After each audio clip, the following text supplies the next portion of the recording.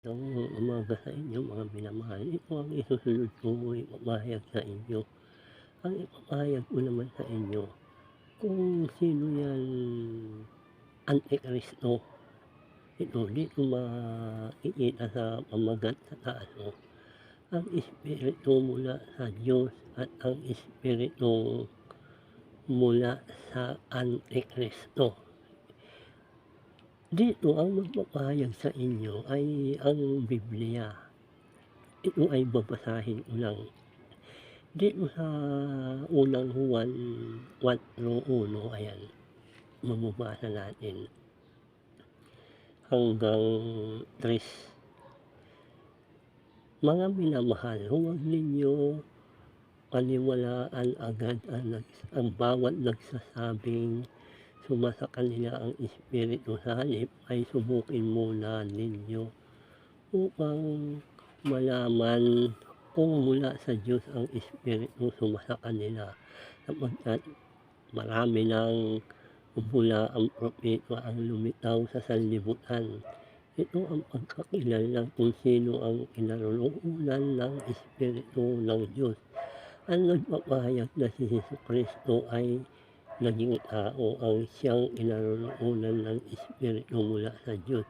Subalit ang hindi nagpapahayag lang gayon tungkol kay Jesus, hindi kinaroroonan ng espiritu mula sa Diyos, kundi ang espiritu ng Antikristo ang nasa kanya. Yan, espiritu ng Antikristo ang nasa kanya, mga minamahal. Maliwanag.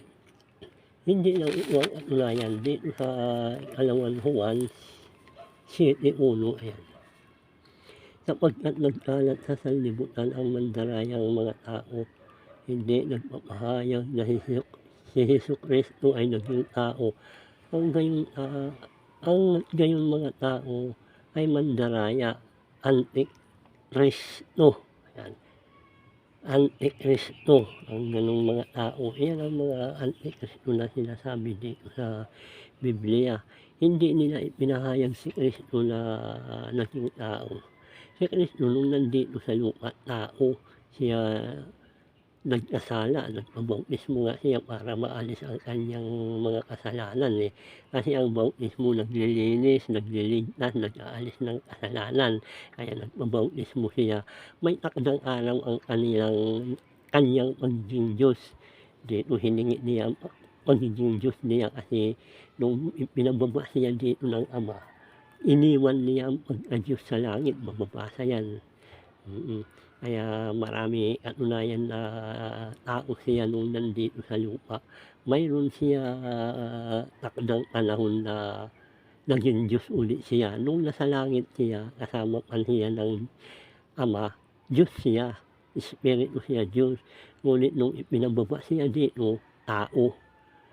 Nung maganap na niya ang lahat na tungkulin niya dito sa lupa, yung pinaggagawa ng Ama, hiningi niya uli ang kanyang pagka-Diyos. Mababasa yan dito sa Bible, kaya maliwanag. Yung mga nagtuturo na si Kristo hindi naging tao, iyan pala yung Antikristo. Ayan, marami dito talata na mababasa. Kaya mga minamahal, manatili kayo sa turo ni Kristo.